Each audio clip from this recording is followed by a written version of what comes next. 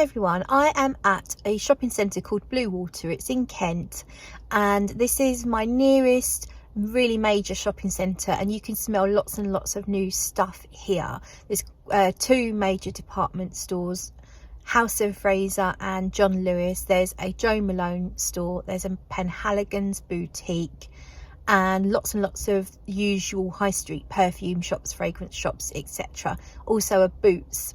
So I've come here with the intention of smelling lots of new stuff, and that's what I've done. And I've got some on cards for you that I'm going to tell you about right now, and I've managed to get a good little sample haul as well. So with the samples, I'm going to be telling you about those a bit later on, but preview, we've got Alien Mirage, we've got Dolce & Gabbana The Only One. I don't know how new that is. We've also got Armani Sea Passione Intense, and I've got two of the Gucci Guilty flankers, the men's and the women's. So we've got Love Edition, and we've also got Love Edition Eau de Toilette Pour Homme, and we have Love Edition Eau de Parfum Pour Femme. So they will feature later on in the video, but for now I just wanted to go through the ones I've only got on strips for you, the good, the bad and the ugly. So let's start off with, let's go middle of the road here. I'm going to go with Armani Stronger With You, and this is the Freeze edition. So Stronger With You Freeze, and this is the female that I've got on the card here. So this one is actually a surprise. It's much better than expected, and it's definitely a fruity, it's a fruity sort of sweet fragrance, but it has got some contrasting notes that stop it being too sweet. It feels like there's some woodsiness coming through and something a little savoury, almost like you salted those fruits. You've got fruits and salt together. Notes listed, one of which was cherry. I wouldn't say I definitely get cherry. It's nothing like Tom Ford's Lost Cherry. Doesn't have any almond. Often cherries will smell almondy as well. I don't really get that. I get a contrast of sweet and savoury in the same fragrance, which makes it stand out a little bit from all the other stuff. So far, first impressions on a piece of paper, I actually think that's not too bad at all. But let's go on with the ugly now. So I also picked up the men's version. So it's the Stronger With You Freeze Eau de Toilette for men, and that's on this piece of paper here. And I'm sorry, but I do not like this. So when you look up the notes sound amazing. I can't remember what they are, but it sounds amazing. Whatever was in the top, and I've only sprayed this on paper within the last hour, whatever was on the top is long gone, and I've got the dry down of Sauvage. So if you like Dior Sauvage, then you're probably going to like that. It might end up, I think it's probably going to be a bit cheaper as well. So for those Sauvage lovers who just love that dry, synthetic, woody dry down, then this could be the cheaper alternative for you. It just smells like that dry, woodsy, maybe slightly peppery combination of all the synthetic woodsy notes all together, like your Ambrox, your Amber Max and your Isoe Super. Just take all the synthetic woods, chuck them together. They seem to be chucking this fucking concoction into so many men's fragrances these days, even sometimes in women's, and well, I think you can tell it's not very palatable to me. It's very annoying, in fact. If you want an abrasive scent that will probably get you compliments, because it's going to be strong and it's going to smell modern, if you want something like that, you know, I'm not saying don't go for it, but if you are into fragrances for the art of fragrances, then you're probably going to feel very strongly, just like I do, about Stronger For You Freeze for men. So the female one is getting a thumbs up, and the men's is getting a strong thumbs down. let's move on. So I managed to get a sniff of the new Dior Rose and Roses. So it's Miss Dior Rose and Roses. When I first sprayed it, it smelled like a very pretty watery rose fragrance, rose and musk. Now on the paper, it's kind of a old-fashioned rosy smell like you get in hand creams and shower gels marketed towards the upper age generation, but you do have quite a strong note of patchouli, which almost smelled a little bit oody to my nose, and then I remembered that it's definitely got patchouli in it. And if you like a strong patchouli with a pastel, watery, pretty, old-fashioned rose, you might like this. It's not for me, so I'm not going to waste any more time talking about that. And then we have, so this one actually came out last year, so I'm hoping that most of these in this list were out this year, but this one I happen to know came out last year, and it's called Daisy Oh So Fresh Daze, as in D-A-Z-E, Daisy Oh So Fresh Daze. This one smells very similar to the original Oh So Fresh, but it just has a slightly deeper, warmer, maybe orangey aspect to it. I used to wear Oh So Fresh. I wore through a few bottles before I fell down the fragrance rabbit hole, and I actually think it's a really nice fragrance, better than the original Daisy. I did wear one bottle of Daisy, but the longevity was pants. It was absolutely diabolical on me, and that was the eau de parfum. Yet the Oh So Fresh was better, it lasted longer, and I preferred how it smelled.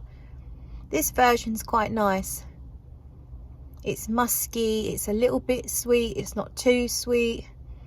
This is a perfect spring scent.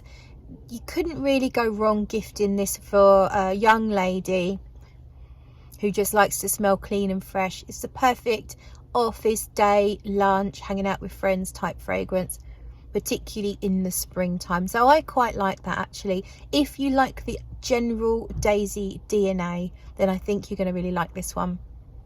But is it different enough to warrant owning it if you already have Oh So Fresh? I'm not sure. There's not a massive amount in it. You'd have to go and sample it, try it on your own skin, I think, to decide on that one. So what have we got on this strip? Ah, yeah. This is one I've got a sample of.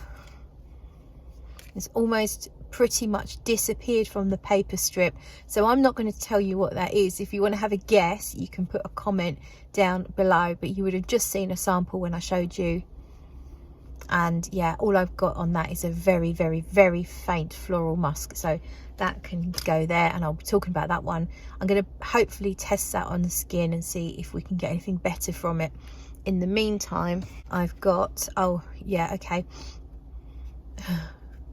This is the worst of the bunch. No, this is joint worst with the men's Stronger For You Freeze. And this is Yves Saint Laurent Black Opium Neon.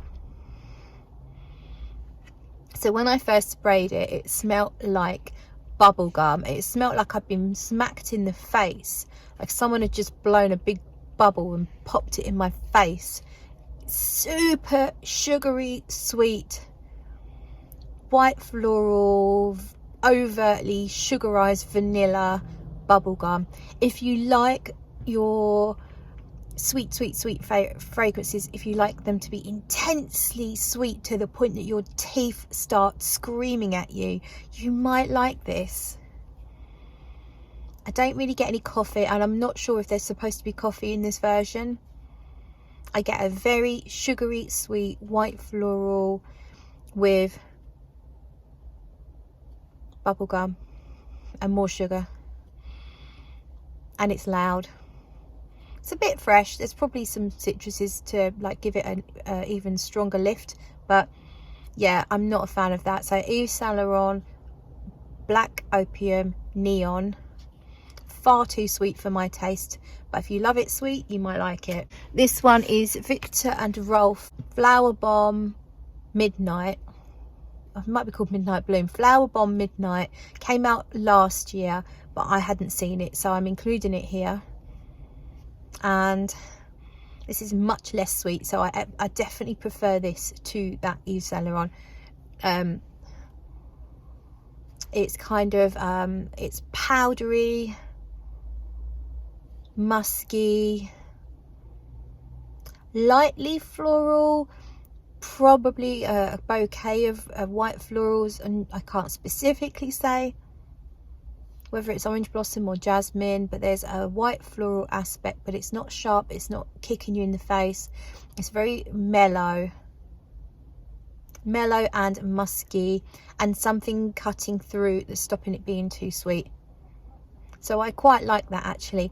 When I first sprayed it, I liked it less. What's happened on the card means I'm now liking it more.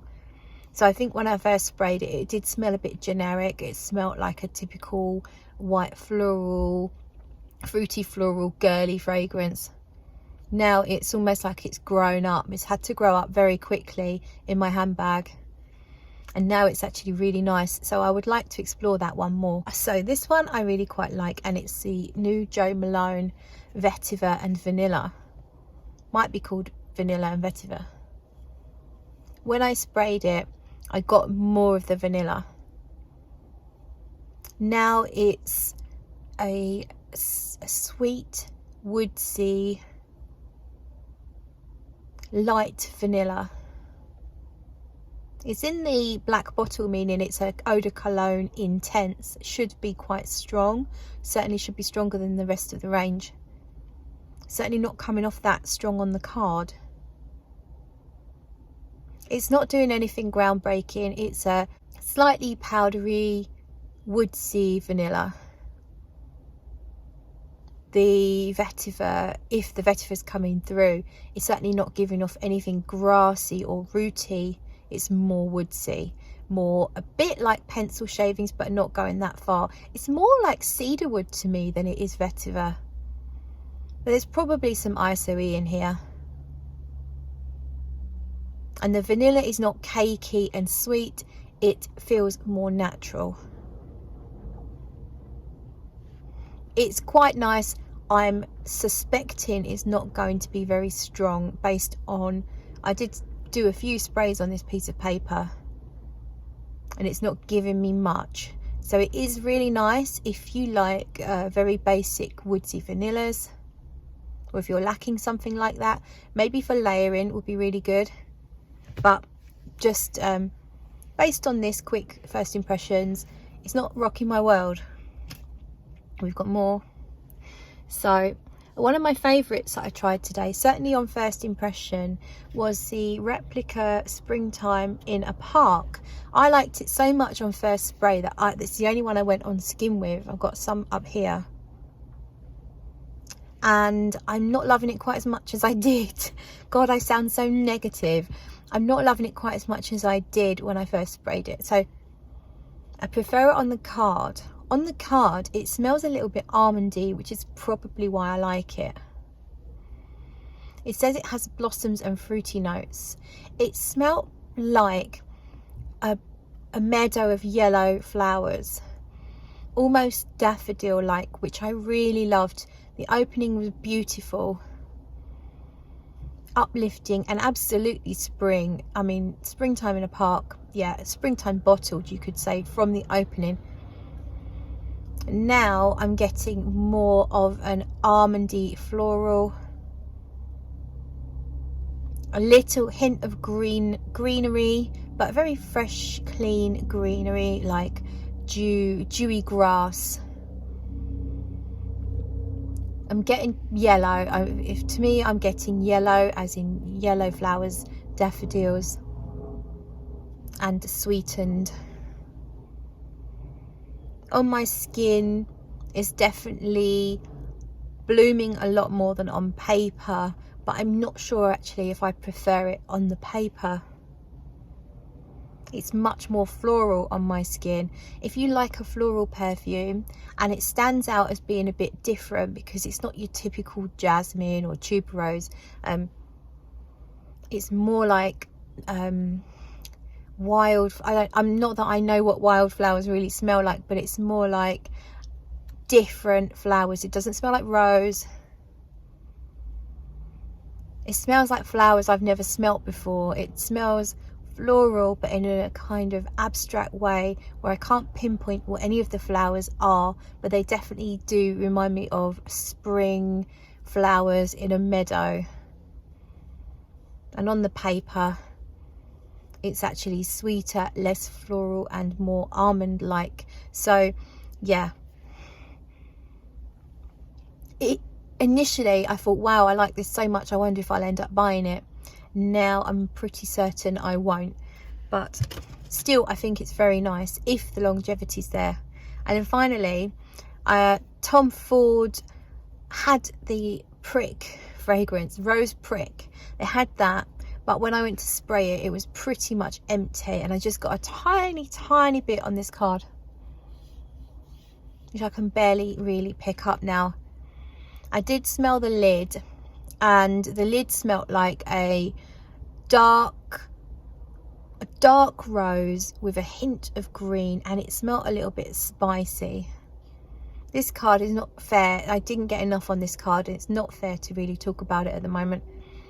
So I'm gonna leave that there because I just didn't smell enough to give you much of my thoughts on it. I did smell it in London a couple of weeks ago as well, and I remember it smelling like a deep dark rose with some greenery, and it wasn't what I expected. I think I expected it to be sweeter, and I think I expected it to be lighter or fresher. So that's really all I can say about rose prick, I'm afraid. I'm going to do the samples in a second video because we're now at 17 minutes. So the samples will come up in a part 2 of this video. Thank you so much for watching.